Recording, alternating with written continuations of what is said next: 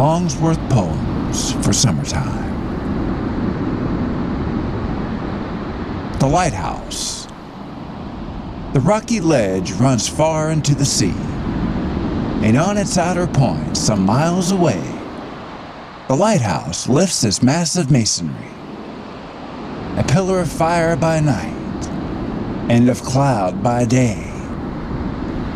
Even at this distance, I can see the tides, upheaving, break unheard along its base, a speechless wrath that rises and subsides in the white lip and tremor of the face.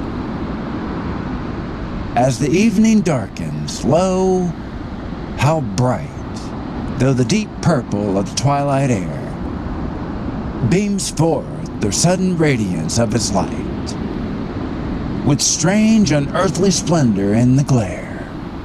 Not one alone, from each projecting cape and perilous reef along the ocean's verge, starts into a life of dim, gigantic shape, holding its lantern o'er the restless surge.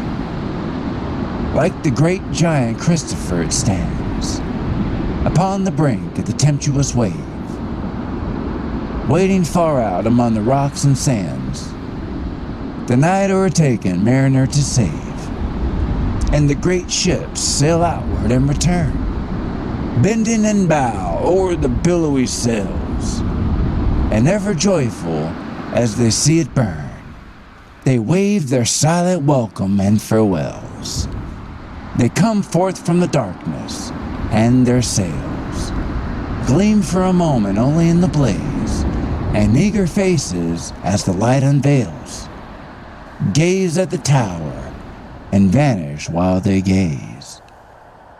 The mariner remembers when a child, on his first voyage he saw it fade and sink, and when returning from adventures wild, he saw it rise again o'er ocean's brink.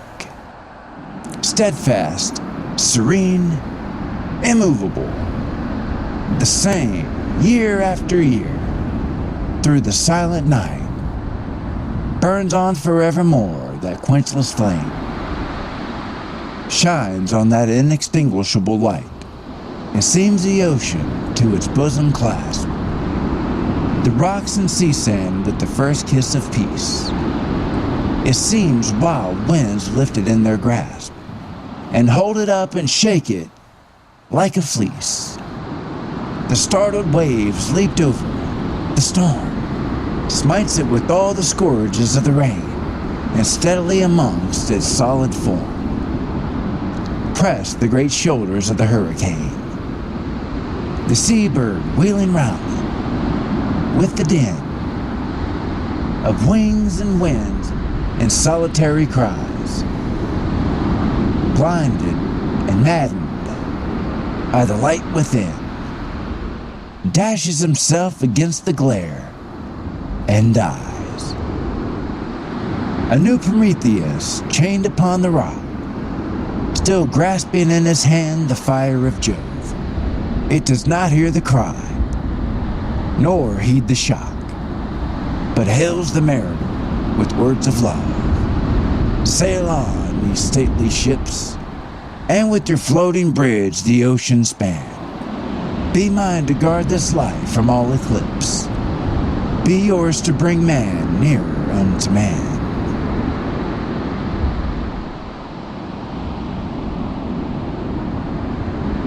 The tides. I saw the long line of the vacant shore, the seaweed and the shells upon the sand, and the brown rocks left bare on every hand, as if the ebbing tide would flow no more. Then heard I, more distinctly than before, the ocean breath and its great breast expand, and hurrying came on the defenseless land. The insurgent waters in tumultuous roar, all thought and feeling and desire. I said, love, laughter, and the excellent joy of song, how ebbed from me forever. Suddenly o'er me, they swept again from their deep ocean bed, and in a tumult of delight and strong, as youth and beautiful as youth, the bore me. The city and the sea. The painted city cried to the sea, I am faint with heat. Oh, breathe on me. And the sea said, Lo, I breathe. But my breath to some will be life, to others death. As to Prometheus, bringing ease, in pain come the ocean eyes. So to the city, hot with the flame of the pitiless sun, and the east wind came. It came from the heavy breast of the deep, silent as dreams are, and sudden as sleep, life-giving, death-giving. Which will it be? O breath of the merciful, merciless sea?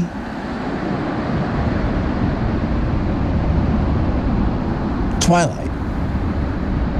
The twilight is sad and cloudy. The wind blows wild and free. And like the wings of seabirds, flash the white caps of the sea. But in the fisherman's cottage there shines a ruddier light, and a little face at the window peers out into the night. Close it is pressed to the window, as if those childish eyes were looking into the darkness to see some form arise. And a woman's waving shadow is passing to and fro, now rising to the ceiling, now bowing and bending low. What tale to the roaring ocean, and the night wind bleak and wild, as they beat at the crazy casement, tell to that little child? And why did the roaring ocean and the night wind, wild and bleak, as they beat at the heart of the mother, drive the color from her cheek? Sundown. The summer sun is sinking low, only the treetops redden and glow. On the weathercock on the spire of the neighboring church is a flame of fire. All is in shadow below. O beautiful, awful summer day, what hast thou given? What taken away? Life and death, and love and hate, homes and happy or desolate, hearts made sad or gay. On the road of life 1 milestone more, in the book of life and leaf turned o'er, like a red seal is the setting sun. On the good and the evil men have done, naught can today restore.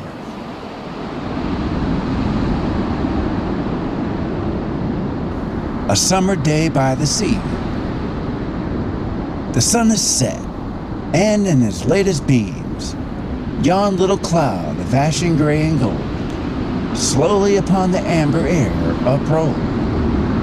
The falling mantle of the prophet seems, from the dim headlines many a lighthouse gleams, the street lamps of the ocean, and behold, o'erhead the banners of the night unfold. The day hath passed in the land of dreams. O summer day, so wonderful and white, so full of gladness, and so full of pain. Forever and forever shalt thou be, to some, the gravestone of a dead delight, to some, the landmark of a new domain. The light of stars.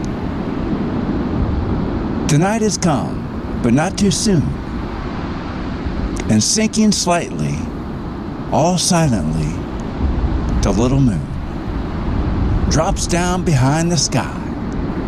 There is no light in earth and heaven, but the cold light of stars, that the first watch of night is given to the red planet Mars. Is it the tender star of love? The star of love and dreams? Oh no. From that blue tent above, a hero's armor gleams.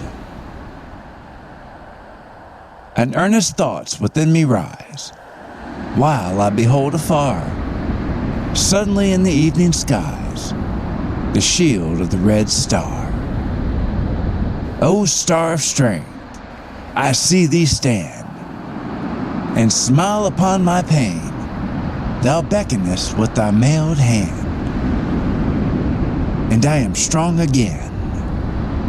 Within my breast there is no light, but the cold light of stars. I give the first watch of the night to the red planet Mars. The star of the unconquered will, he rises in my breast, serene and resolute and still, and calm and self-possessed. And thou too, whosoever thou art, that readest this brief song, as one by one thy hopes depart, by resolute and calm. Oh, fear not in a world like this, and thou shalt know ere long, know how sublime a thing it is to suffer and be strong.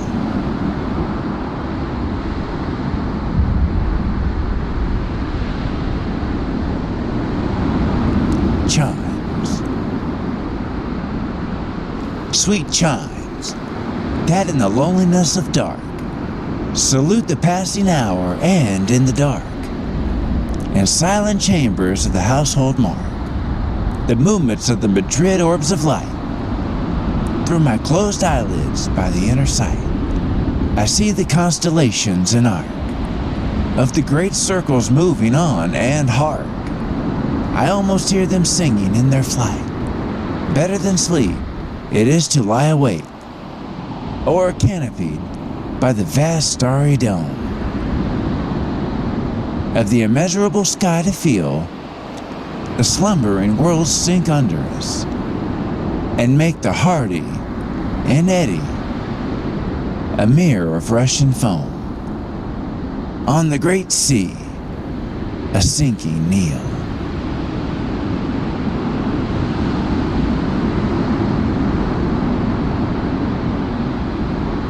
Moonlight.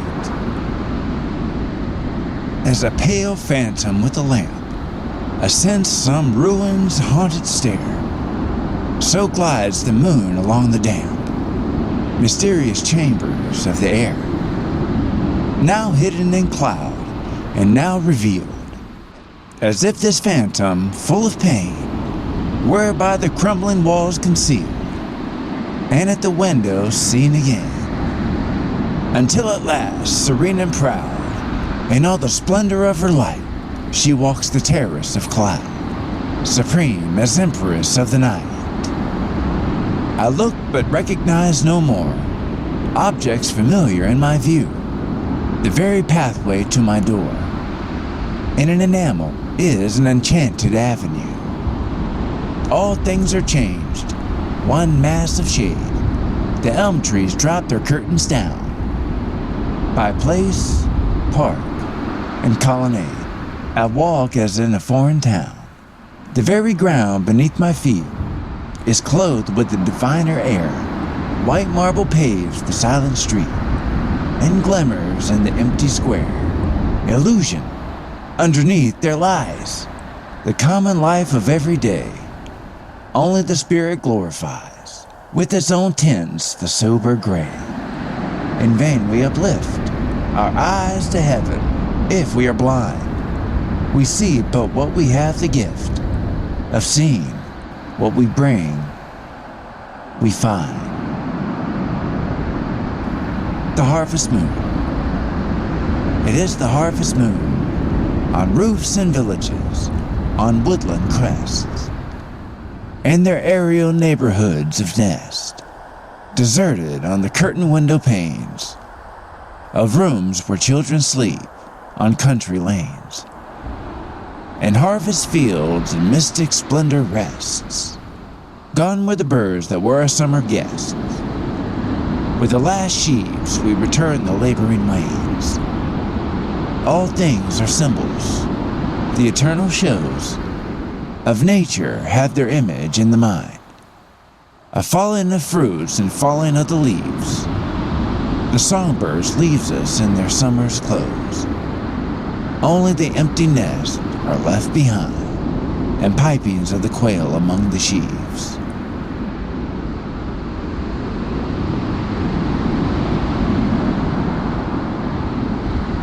Travels by fireside.